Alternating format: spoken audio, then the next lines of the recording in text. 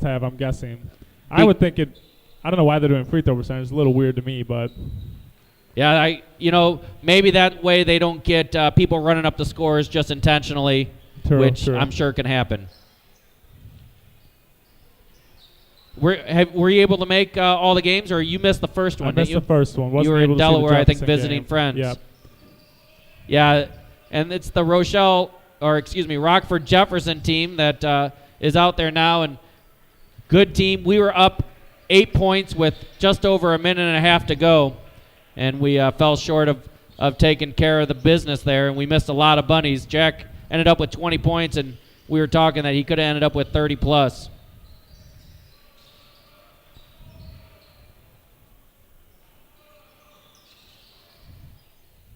So now you've been working in this off season for you. You've been working out frequently for yourself, but you also been doing some other things with some young players. Is that right? Yeah, I'm doing some training for individual training, group training sessions. Basically everything I've been able to do in my career, all the coaches, NBA players that I've been able to work with, do drills, see different workout techniques. I now use that and train other kids. So anyone interested can contact me if they want to. Obviously, I'll be leaving, so it's not something I'll be picking up really again until I get back in May most likely. But, yeah, I'm excited about that, growing that, hopefully helping Newark to become even more of a power than it already is by training a lot of the kids around here. So, yeah, it's great to see how history repeats itself over and over and over, how you see all the good teams. I know I was a sixth grader when the 85-86 team came. And so all we thought about was playing basketball. And so when we got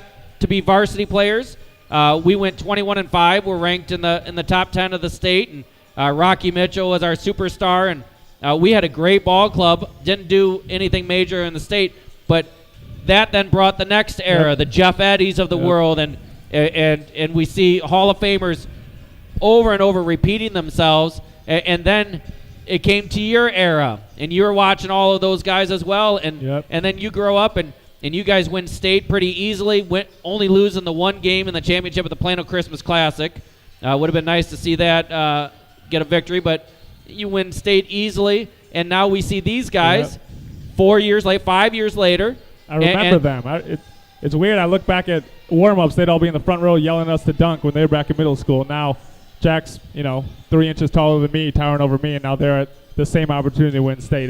It's weird. That's the great thing about Newark. I don't know. One team started, now everyone's fell in love with basketball in town, and it just doesn't seem like it's ever going to stop.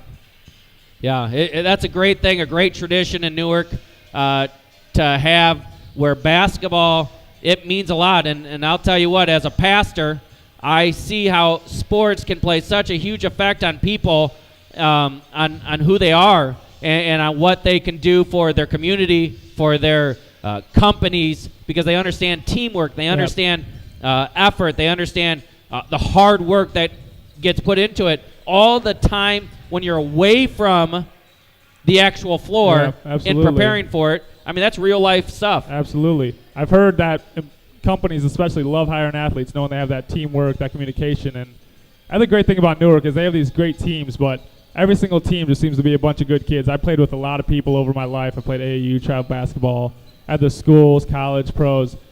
Not many teams have as good a kids as Newark does that are just really well-rounded kids, always raised right. And that's another great thing I love about them. Well, I'm waving in Coach Rick Dallas, and in fact, it looks like he's coming up for our interview prior to a newspaper interview. So that's how it should be. Apparently we rate. That's how it should. We should be number one. And I think his wife might be watching right now from home. She wasn't able to make it, and so she's going to be happy with this, that he was willing to come up here ahead of time. Well, he doesn't know I'm up here, so maybe he'll turn back around. He doesn't know you're up here. You're right. You're right. So, but hey, Kyle, we appreciate you taking the time. Maybe you can join us tomorrow if you get an opportunity. We appreciate your input as always. And it looks like, oh no, got cut off. If Miriam's out there, it looks like he went to WSPY before us. So, WSPY. Give it some more time. We'll be first. Yeah, a little bit more time, and we may rate a little bit higher. We have had hundreds and hundreds of people going to our website, NorsemanBasketball.com. It has been just amazing over the last few days without much promotion at all. And then watching on the Cube, we've had well over 100 people watching on the Cube. I've got several texts from people who have appreciated this opportunity because they couldn't make it out to Sycamore. I love this because Newark fans are going to watch. Newark fans want to see the game. So the only thing that'll keep them from a game is typically distance. So this is something I wish we had back when I was in high school as well, so that people, friends, family far away can always watch your games. And another thing that's going to help Newark grow its basketball. Little kids at home able to watch the games, fall in love even more. So I love this. Yeah, and that's the whole goal is that they can fall in love with the sport and appreciate it. You know, I have a friend. I was a PE teacher, and his name's Lathan, and he lives in Sheridan and works in Yorkville, and he watches the Cube all the time. And so I wanted to give a shout out to him. But you know, that's why we do this. We do this for the people at home that can or can't make it due to certain circumstances. But sometimes you don't want to go out. Maybe there's a snowstorm, or maybe you're having a car situation. This is an opportunity for you to stay in touch with it. I was talking with several of the players' parents and grandparents now get to enjoy their grandchildren's game, and they live in multiple states away because this is live, and they can watch this at their leisure from their computer while sitting at home, or they can watch the replay later on at NorsemanBasketball.com. Especially great because a team like this, you don't want to miss any games. You don't. With how good they are. Yeah, we could easily be 3-0 right now. We're 2-1.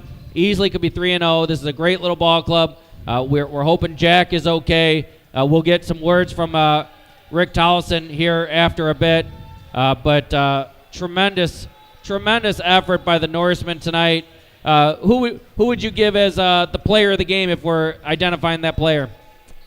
I'd probably have to go with Steve. I know Will always has a great game. Cam played great, shot the ball well. But with Will going on, I'm sure Rochelle thought this was the time for really make that comeback, make that push. And Steve took over the entire second half. Got a few points and really found some open guys, got some steals, blocks, made big stops defensively, and really I think he deserves it.